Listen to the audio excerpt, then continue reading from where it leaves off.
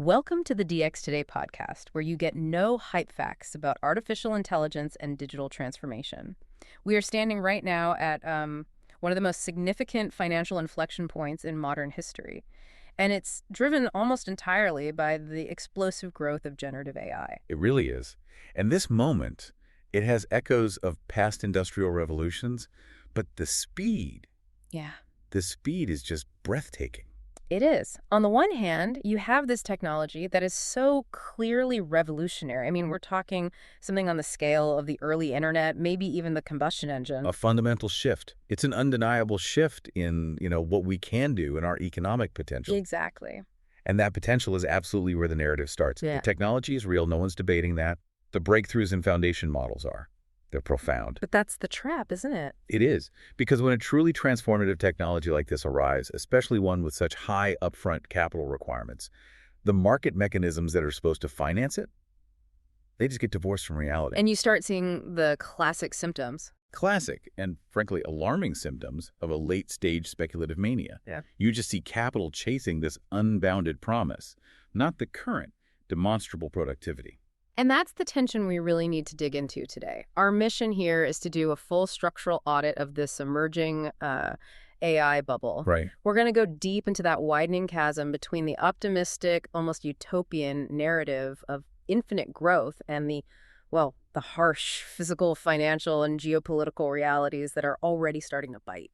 And this all points to an inevitable correction, a great rationalization that a lot of analysts are now projecting is going to hit with full force sometime between late 2025 and mid-2026. So to get there, we need to understand the core conflict from the start, this bifurcated reality of AI adoption. Exactly, because in the real economy, things are moving at a startling pace.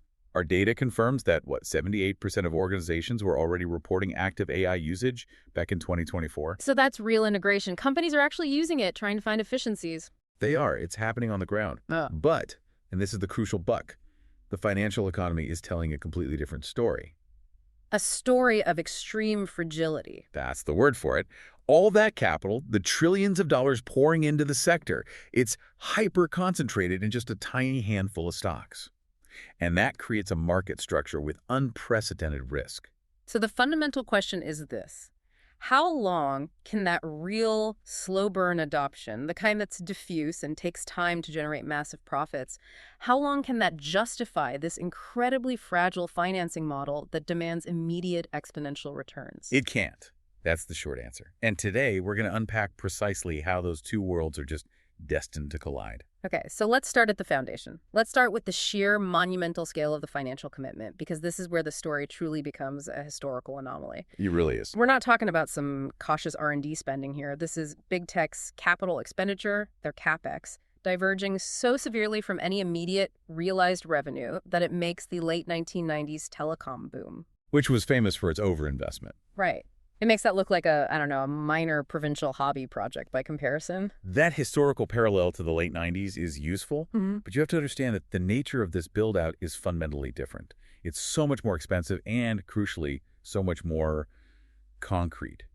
What do you mean by concrete? Well, the dot-com era, that involved laying dark fiber. There was a depreciating asset, sure, but it was relatively inexpensive to maintain, and, it did eventually become useful decades later. We're using it right now. Exactly.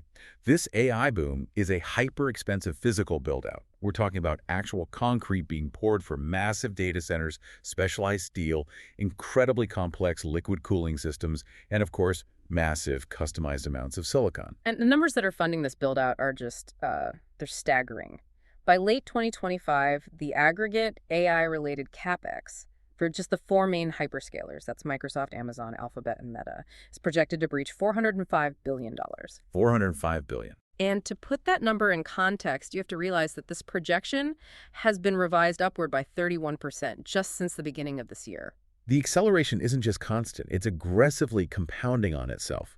And it's critical to emphasize what that $405 billion is actually buying. It's not software licenses. Not at all. It is financing a global industrial-scale infrastructure war. Mm-hmm. And if you look at the individual company figures, you can see the urgency. Let's take Amazon, for example. Okay, Amazon has raised its 2025 CapEx guidance to a massive $125 billion. $125 billion. And what that tells us, what it really means, is that Amazon is essentially plowing around 88% of its projected operating cash flow for the entire year straight back into building out AI infrastructure. So they're building data centers, their own proprietary silicon like the Trinium chips. Exactly. They're consciously sacrificing near-term profitability for what they see as long-term infrastructural control. It's a land grab. And it's a capital arms race where nobody feels like they can afford to slow down. Look at Alphabet. They're projecting $92 billion for 2025 CapEx. And that's heavily focused on their TPU deployment, their tensor processing units. It's a defensive measure, really, to counter the perceived threat from OpenAI and Microsoft's huge gains. And Meta is just as aggressive. They're projecting $71 billion. That's an astonishing 81% year-over-year growth. All for scaling up their Llama training clusters.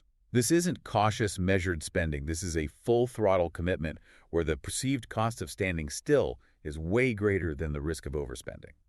But that frantic expenditure, it sets up a really critical financial risk.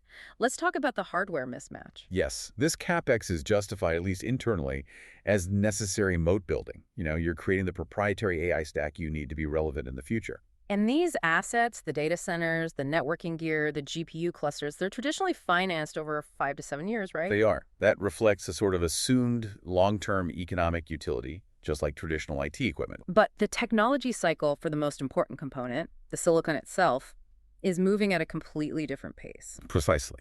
And that's the whole problem. Unlike a traditional long-life asset, the core asset here, a high-end AI processor like an NVIDIA H100 GPU, it might be rendered economically obsolete within 36 months, maybe even faster. We've already seen the arrival of the next generation, the Blackwell architecture. Exactly. So what you get is this severe duration mismatch. You're financing an asset over 7 years when its competitive utility might only last 3. So unpack that for us. What does that duration mismatch actually mean for a company's balance sheet if revenue starts to lag in, say, 2027? It means the stage is set for massive asset write-downs. It's an accounting nightmare waiting to happen. How does that work? Well, when the economic utility of an asset like a whole cluster of GPUs drops significantly below its book value before its amortization period is up, the company has to recognize that loss immediately. So it's a sudden hit to their earnings. A huge sudden reduction in reported corporate earnings. It artificially increases your debt-to-equity ratios, and it can seriously spook creditors and investors who rely on stable balance sheets. So what they're banking on is that their AI models will be so successful that they can just keep replacing the hardware with new cash flow. They are. Yeah. But if even one link in that chain breaks, if the revenue isn't quite what they hoped, the accounting consequences are severe. That structural risk, it brings us directly to the broader macroeconomic vulnerability this whole spending spree has created. I've seen economists call it the hollow boom. Yes, and that term is very deliberate. The sheer volume of this investment into AI infrastructure has now become a primary, non-trivial engine of U.S. economic expansion. How much are we talking? We're talking about it accounting for about 1.1% of GDP growth in just the first half of 2025 alone. That's a massive stimulus being driven by, what, 5 or 6 companies? That's it. And that's why the term hollow boom is so key. It implies fragility. So why is this particular economic activity considered hollow? Because this intense activity is driven almost entirely by B2B business-to-business spending. It's companies buying tools, concrete, copper, and chips from other companies. It's not yet driven by a massive, broad-based surge in consumer demand or verified systemic productivity gains across the whole economy. So we're essentially pumping the economy full of highly discretionary capital to build all this infrastructure whose full ROI hasn't been realized or even defined yet. Exactly. And that is the inherent danger. All of this spending is discretionary CapEx. If the projected ROI fails to materialize on the aggressive timeline that justifies this capital outlay, They can turn off the fire hose. they can and they will cut CapEx very, very quickly. And the sudden withdrawal of this, near trillion-dollar stimulus, the end of this CapEx supercycle, it would act as a massive, immediate deflationary shock to the entire system. Have major institutions warned about this? They have. The Bank of England has explicitly flagged this risk. They've warned that a sharp reversal in AI asset prices could trigger financial stability consequences similar to the widespread losses we saw during the 2001 dot-com bust. And the physical nature of this boom makes the fallout unique, doesn't it? It's different from 2 decades ago. It's very different. When the dot-com bubble burst, what were we left with? Dark fiber and cheap office space in San Francisco. Right. The physical infrastructure of this AI boom is much more capital intensive, much more hardware heavy, and so much more power hungry. The physical assets, the giant data centers, the specialized cooling gear, the copper connections, they can't be easily mothballed or repurposed if the computing demand just evaporates. So you're left with a bunch of very expensive, very power-hungry, empty buildings. You are. We face the distinct risk of an overcapacity crisis in the data center market, but one that was built with significantly higher environmental, financial, and capital costs than the simple fiber optic glut of 2 decades ago. Okay, so if the industrial build-out is the foundation, then the financial structure supporting it is the skyscraper, and it seems to be leaning a little precariously. That's a good way to put it. The concentration of risk in the market today is it's truly unprecedented. People call it the Mag 7 dilemma, but really it's more like the AI 5. The numbers are alarming. By October 2025, AI-related stocks accounted for a whopping 44% of the S&P 500's entire market capitalization. 44%. And that figure has surged from 26% in late 2022. Crucially, it surpasses the peak concentration levels we saw even at the height of the dot-com mania. So when nearly half the market's value is riding on the continued exponential growth of just a handful of companies, the risk profile for the whole index becomes extreme. It becomes incredibly fragile. And the poster child for this concentration, for this speculative euphoria, is obviously NVIDIA. They've touched historic valuation marks, and they're trading at price-to-sales ratios exceeding 28 times. Now, to be fair, you have to acknowledge the phenomenal tangible earnings. I mean, 93% year-over-year revenue growth in Q4 fiscal 2025, with gross margins hitting an incredible 75.5%. absolutely. The proponents will argue those valuations are completely justified by those durable, monopoly-like earnings. But that's the key question, isn't it? The core question for any investor has to shift from if the earnings are good now to whether those margins and that growth are actually durable over the long term. Exactly. The market is pricing in a scenario of perpetual, unchallenged hardware monopoly.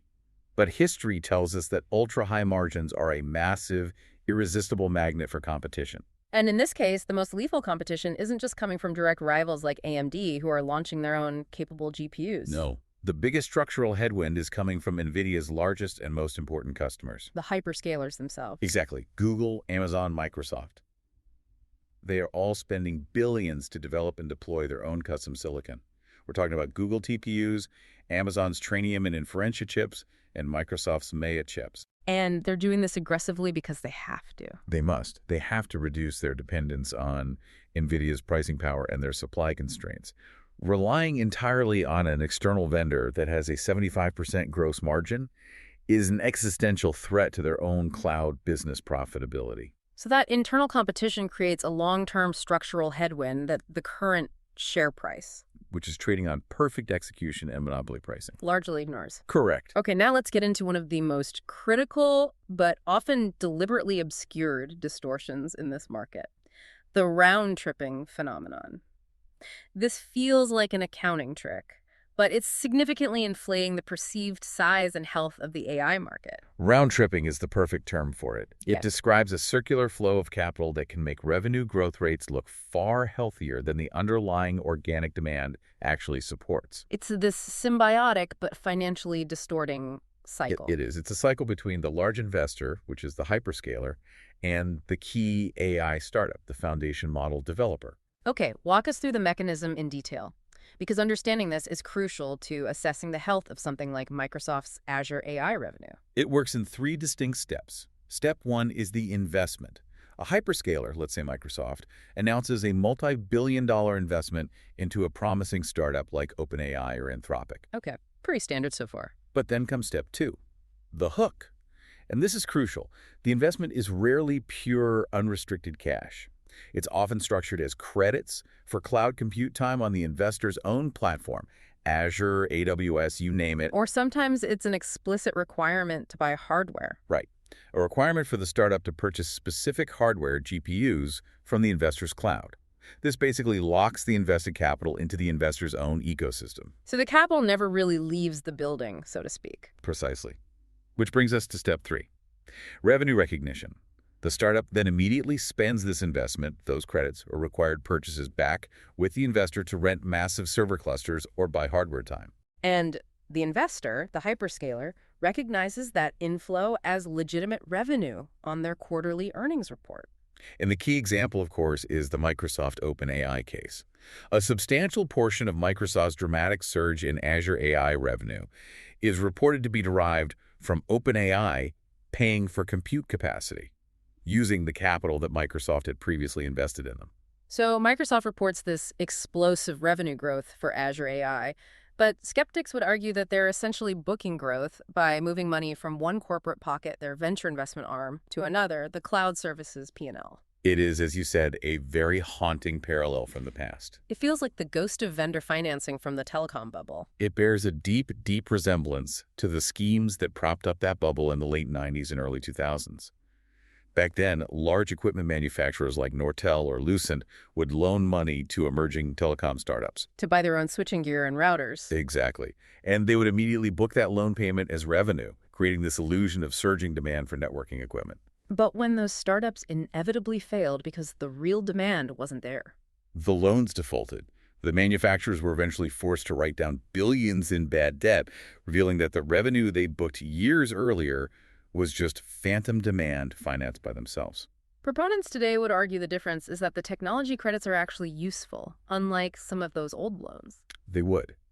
But the fundamental financial structure inflating your revenue by underwriting your customers' costs is identical, and it creates the exact same vulnerability to a credit contraction. Okay, let's shift from phantom revenue to the core economic challenge of the industry, the high, linear, and often superlinear cost of inference. This is the profitability paradox that threatens to devour even the largest revenue gains. This is perhaps the single greatest underappreciated challenge in the whole sector. For decades, the internet economy has trained all of us to expect the traditional SaaS model. Where the marginal cost of serving one more user is basically zero. Near zero. A few pennies for storage, bandwidth, processing. Generative AI fundamentally violates that expectation. So why is inference so expensive? Inference, the actual running of the model to generate a response, requires sustained, immense computational power for every single query. The marginal cost of an AI user is high, it's linear, and in many cases, it's superlinear. Meaning it gets more expensive as you scale. It does. As models get more complex, say GPT-5 versus GPT 3.5, or as they incorporate massive context windows or multimodal inputs, the cost per token generated increases dramatically. And the specialized nature of the GPUs means you don't get the same economies of scale. Fewer economies of scale compared to just generic server processing. And if a user needs a cold start, waking a model up from idle, the latency and the power draw just spike. And we have specific data from OpenAI that perfectly illustrates this paradox. We do. OpenAI is projecting extraordinary top-line growth. Their revenue is expected to hit $12.7 billion in 2025. That's a massive 243% year-over-year increase. So that signals huge adoption, huge willingness to pay. It does. But despite that explosive revenue and their vast user base, the company is still projected to burn cash at an alarming rate. Their estimated cash burn, or loss, for 2025 is approximately $8.0 billion. An $8 billion loss. That's the revenue being devoured by the cost of compute, training, and especially inference. That $8 billion loss tells you everything you need to know. It tells you that generative AI right now is a subsidized utility. Subsidized by whom? By big tech balance sheets and venture capital. They're acting as the primary shock absorbers, covering the true cost of every query just to rapidly capture market share and user loyalty. It's a deliberate strategy, but it's fundamentally unsustainable if the goal is actual profitability. It is. If those subsidies are removed, if prices were suddenly raised to cover the true underlying cost of inference plus a healthy margin, what do you think would happen to demand? It would contract sharply. Sharply. And this risk of repricing the entire market, which currently assumes this is a cheap utility, is a huge factor hanging over all of these valuations. Okay, we've established the massive capital outlay and the complex financial dynamics. Let's move to the physical world, because physics is the ultimate and most immovable constraint on this entire AI boom. It really is. The industry is rapidly approaching what some are calling the energy wall. This exponential compute demand is just violently colliding with the linear, decades-long cycle of power generation and infrastructure build-out. This is where the hype narrative meets the harsh facts of civil and electrical engineering. The current trajectory of compute growth physically cannot be sustained by our existing grid. It's that simple. The scale of consumption is genuinely shocking when you look at it. It is. Consider this comparison. A single large-scale AI data center consumes as much electricity as 100,000 average American households. 100,000 homes for one data center. It requires immense localized power delivery. And this isn't just some abstract environmental issue. It's an immediate practical constraint on building new facilities. So if you extrapolate that out to the national demand. By 2030, data centers in the U.S. are projected to consume 9% of the nation's total electricity generation. That's doubling their current share in just a few years. And this demand surge is colliding head-on with an aging, geographically constrained, and, well, a bureaucratically slow-moving power grid. Exactly. And you've identified what we call a triad of energy bottlenecks that will force this AI growth curve to flatten, regardless of how much capital is thrown at the problem. Okay, so what are these three inescapable points of failure? The first is transmission paralysis. Even if you successfully bring new power generation online, a new solar farm, a new gas plant, the high-voltage transmission lines required to move that power to the new data center hubs, they're already at capacity. And building new lines takes forever. The process for permitting and building new high-voltage lines in the U.S. often takes between 7 and 10 years. You have eminent domain issues, environmental reviews, state-level bureaucracy. And that decade-long timeline is just utterly incompatible with the 6-month doubling rate of AI compute demand. Completely incompatible. The hyperscalers can announce a new facility, they can buy the chips, but they literally cannot plug it into the grid for nearly a decade. The land is ready, the chips are waiting, but the electricity cannot be delivered. Okay, what's the second bottleneck? The second is baseload demand. AI training and inference require 24/7 consistent, stable power. That's known as baseload. Which you don't get from renewables like solar and wind. Not reliably, no. They're critical for decarbonization, but they can't provide that consistency without massive, currently unavailable battery storage solutions. So this operational necessity is forcing tech companies to quietly pivot back toward dependable, high-density energy sources like nuclear and natural gas to secure that baseload power. Which creates a visible and politically contentious clash with their public net zero climate pledges. A huge clash. And the third point relates to the physical equipment required to manage all this power. The nuts and bolts. Yes, the equipment shortages. The supply chain for the physical grid itself is critically strained. There is a global shortage of essential high-voltage components, particularly large power transformers and switchgear. And you can't just make more of those overnight? They are complex to manufacture. They require specialized machinery, specific materials. Lead times for this equipment have now extended out to 3 or 4 years.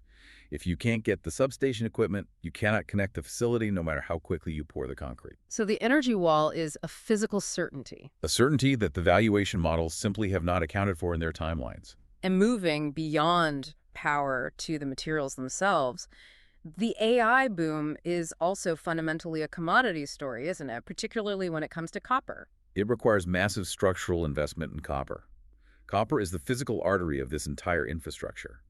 Conservative estimates suggest that every single megawatt of data center capacity requires between 20 and 40 tons of copper. For what? For internal wiring, for grounding, cooling systems, external transmission line connections. With hundreds of megawatts being built simultaneously, the hyperscalers are becoming the single largest source of new demand for high-grade copper on the entire planet. And we know that mining capacity is notoriously slow to adjust to sudden spikes in demand. Notoriously slow. Bringing a new copper mine online from discovery and permitting all the way through construction and operation takes over a decade, often 12 to 15 years. So you have this mismatch between AI's sudden exponential demand and the mining industry's linear, slow-moving supply. Which creates the perfect conditions for a major, persistent commodity price shock.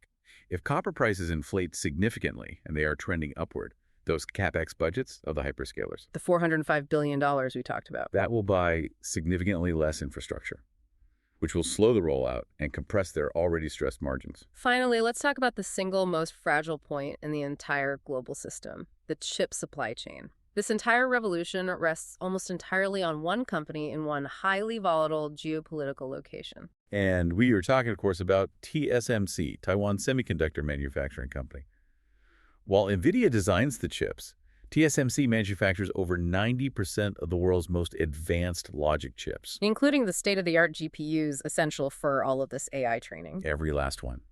This extreme centralization means that any disruption, an earthquake, a prolonged power outage, or most critically, a geopolitical conflict, brings the entire global AI industry to an immediate and total halt. It's the single greatest unhedged risk in the global financial system. Without a doubt.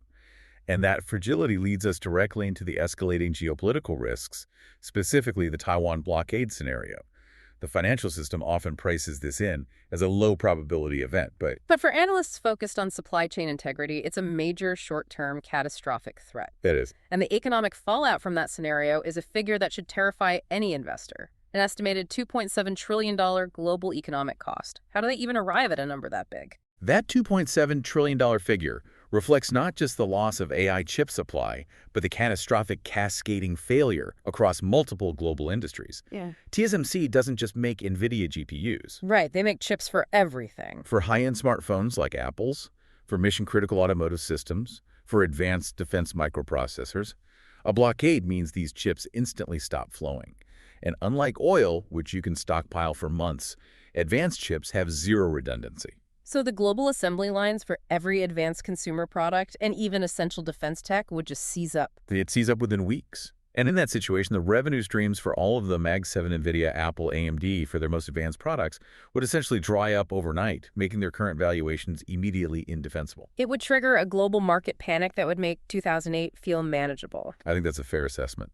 We have built the entire fourth industrial revolution atop the stability of a single island nation. That level of centralization is fundamentally unsustainable. And even beyond the immediate risk of conflict, the U.S.-China tech war is already permanently splitting the global market through explicit policy. It is. The U.S. government has effectively weaponized the semiconductor supply chain with strict export controls on high-end GPUs, preventing companies like NVIDIA from selling their best chips into the massive Chinese market. It's a strategic move to starve China's AI development. It is. But the consequence is that China is forced to accelerate the development of its own domestic alternatives, like Huawei's Ascend chips. And while they may lag currently, the gap is closing, and the market bifurcation is permanent. And this has a direct, permanent financial impact on U.S. chip makers that current valuations might not fully reflect. Precisely. Historically, the Greater China market accounted for 20 to 25% of semiconductor revenue for these U.S. companies. U.S. policy has effectively imposed a permanent structural reduction in their total addressable market and their potential revenue ceiling. And then you add tariffs on top of that. The Liberation Day tariffs, slated for 2025, adds significant friction and costs to the entire global electronics supply chain. It just increases hardware costs and further complicates the logistics of AI deployment everywhere. It's a systemic brake on growth. Let's shift gears a bit to a crucial corporate event that really signals the maturation of this market. The formalized restructuring of the Microsoft OpenAI partnership in late 2025. This really felt like the final decisive end of the nonprofit idealism that defined OpenAI's origins. It absolutely was. The transition of OpenAI into a public benefit corporation, or PBC, with the original nonprofit retaining only a minority stake, that formalizes the full-scale corporatization of AGI development. And Microsoft solidified its position. They did. They acquired a secured 27% stake valued at an estimated $135 billion, and critically secured their IP rights through 2032. This was Microsoft hedging its immense financial exposure. What were the key deal points that removed the ambiguity from that original, very strange partnership agreement? Well, one of the most contentious elements was the AGI declaration clause. The original agreement stated that if OpenAI achieved artificial general intelligence, a theoretical milestone, Microsoft's license to the technology would essentially expire. Which was a huge risk for them. A massive risk. The key change was that the power to declare AGI have been transferred to an independent panel of experts. This secures Microsoft's $135 billion investment by preventing OpenAI's leadership from arbitrarily using that clause to declare AGI and pursue financial independence. It's a critical legal and financial safeguard for Microsoft. It is. And we also saw a confirmation of the nearly bottomless compute demand required to run these models. How so? The restructuring now allows OpenAI to purchase compute from non-Azure providers. specifically mentioning Oracle as a possibility. This is a huge concession that confirms that OpenAI's unrelenting thirst for compute has fundamentally outgrown even Microsoft's vast global cloud capacity. So their needs are functionally limitless. They have to use every available server rack on the planet. Regardless of who owns it. And of course, smart corporations always hedge their bets. Microsoft is clearly not banking solely on OpenAI. No, their simultaneous $5 billion investment in Anthropic is very strategically revealing. It demonstrates a clear model agnosticism strategy. Microsoft is ensuring they have a significant stake in every viable large language model contender. They're acknowledging that the winner of the foundation model race isn't decided yet. Or, more likely, that multiple foundation models will be needed for different enterprise needs. Exactly. They're ensuring they win, regardless of which model takes pole position. Okay, now let's address the crisis that's facing the lower end of the AR ecosystem. It's being called the wrapper extinction event. This is where so many of the initial VC dollars went, and now they seem to be vanishing. This is the necessary and very painful cleansing phase of any speculative cycle. Below the massive foundation models are countless Series A and B startups that simply built thin user interfaces or slight feature additions on top of third-party APIs. Like OpenAI's API. Right. And they're facing an existential crisis because of the Sherlocking phenomenon. Sherlocking, meaning the core model is simply absorbing their feature set into its own. Exactly. As foundation models like GPT or Llama become multimodal and more capable, features that were once entire standalone businesses are now just trivial functions within Copilot or ChatGPT. Can you give us some examples? Certainly. Think of simple code generation services, basic summarization APIs, simple image-to-text converters. Microsoft absorbed Inflection and used their knowledge to significantly upgrade Copilot's capabilities. Why would a corporate client pay a subscription to a third-party startup for a summarizer when it's natively integrated and optimized in the software they already pay for? The business model just evaporates. The cost of maintaining that thin wrapper business model becomes completely unjustifiable. And the market is already seeing high-profile collapses that signal the beginning of this consolidation wave. The insolvency filing of Builder.ai comes to mind. That's the one. After a staggering $445 million fundraising round, they filed for bankruptcy due to what analysts called overstated sales metrics and a fundamental lack of genuine proprietary data or unique IP. So what's the prediction for this layer of the ecosystem? We anticipate a failure rate exceeding 80% for the Series A and B AI startups that were funded during the 2023-2024 boom that lack either proprietary data or their own differentiated infrastructure. The VC ecosystem is about to flesh out a significant number of zombie companies that have been living entirely on hype and subsidized compute credits. Okay, let's talk about the operating environment itself, which is getting severely complicated by regulatory friction. Specifically, this clear divergence of Atlantic regulation. You have the EU regulating and the US enforcing. The regulatory landscape is rapidly fragmenting the global market, creating these complex compliance hurdles. The EU has firmly cemented its position as the global regulator with the implementation of the Digital Markets Act, the DMA, and the Comprehensive AI Act. And these laws impose heavy compliance costs. Very heavy. They require significant investment in auditing and safety infrastructure, and they threaten massive fines, potentially up to 10% of global turnover for violations. And we're already seeing real-world impacts as big tech scrambles to comply. We are. Reports are already surfacing about user dissatisfaction and degraded search experiences as Google and others comply with DMA mandates on data sharing and platform openness. The EU is clearly prioritizing regulatory control and consumer safety over a friction-free user experience. And that cost of compliance gets baked into the operating costs of every major AI player. It does. Meanwhile, the U.S. is taking a different path, the enforcer approach, focusing on litigation and market structure. Right. The DOJ and the FTC are aggressively pursuing antitrust cases against Google, Apple, and Meta. And unlike the EU's focus on prescriptive compliance, the U.S. approach carries the potential for real structural change. The possibility of a structural breakup of Google separating search from the cloud business, for instance, remains a significant threat. And that kind of structural change would have a direct and frankly catastrophic impact on AI development funding. Absolutely. A breakup would fundamentally disrupt the funding model for crucial long-term research arms like DeepMind and Google Brain.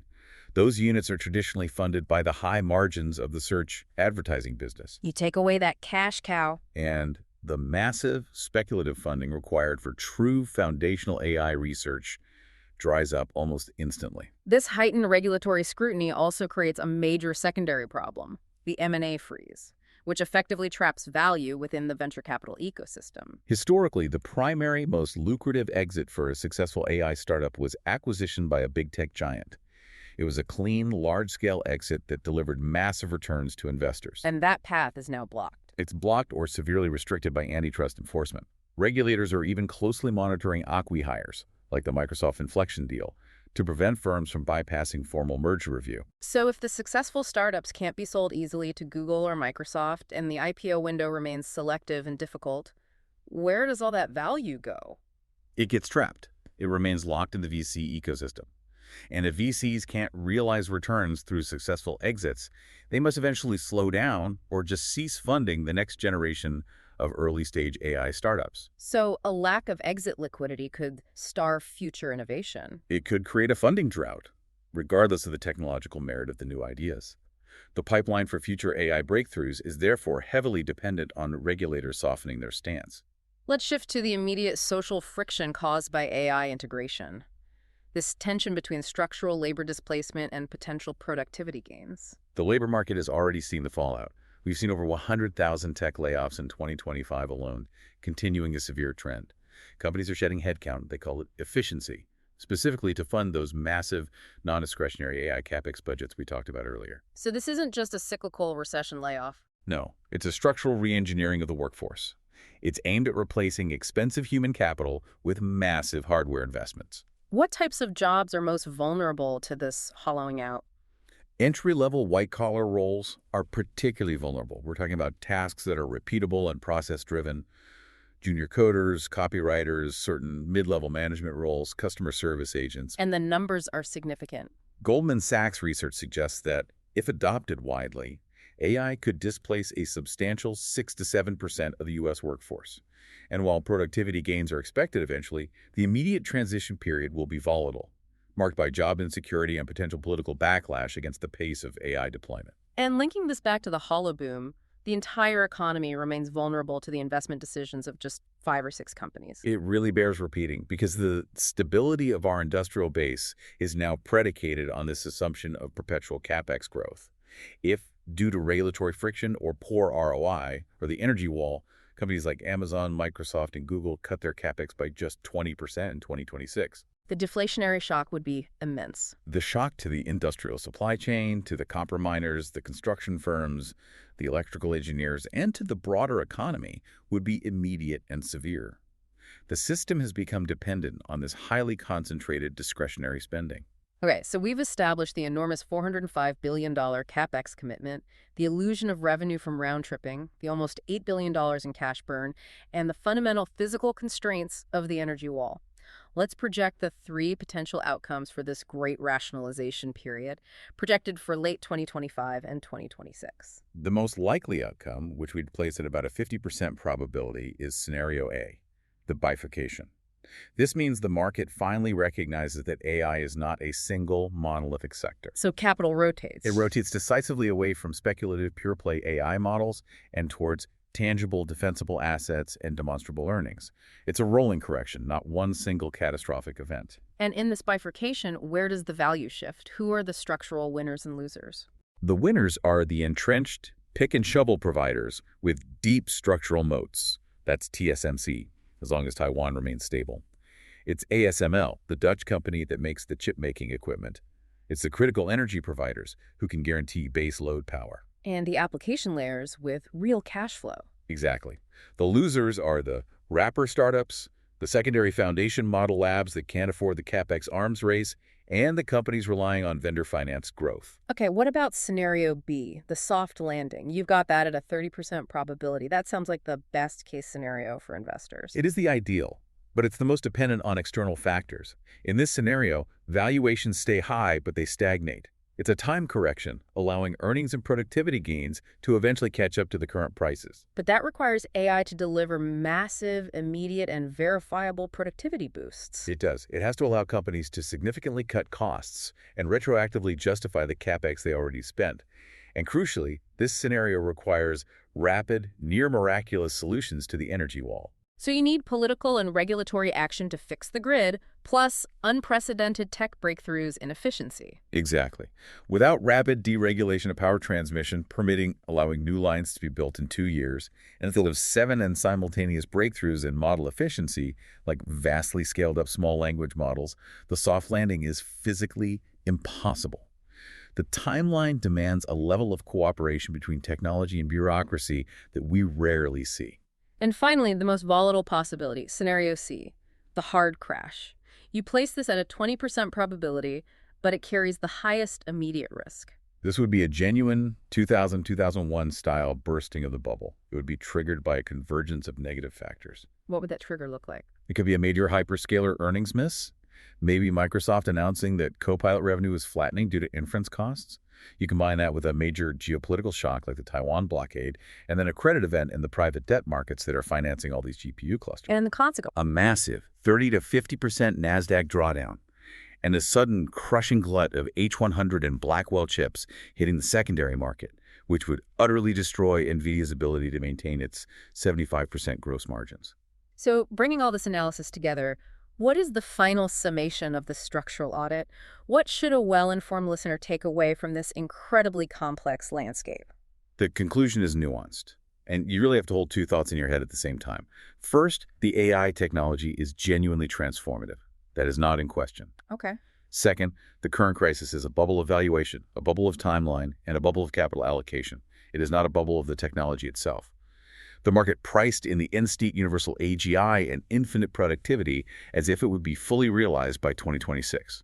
But the reality, as we've laid out, is much messier and much more grounded in the physical world. Precisely. The reality is a grinding, capital-intensive industrial build-out that's constrained not by imagination, but by energy, by copper, by transmission lines, and by the inescapable gravity of geopolitics. So we're exiting the phase of irrational exuberance.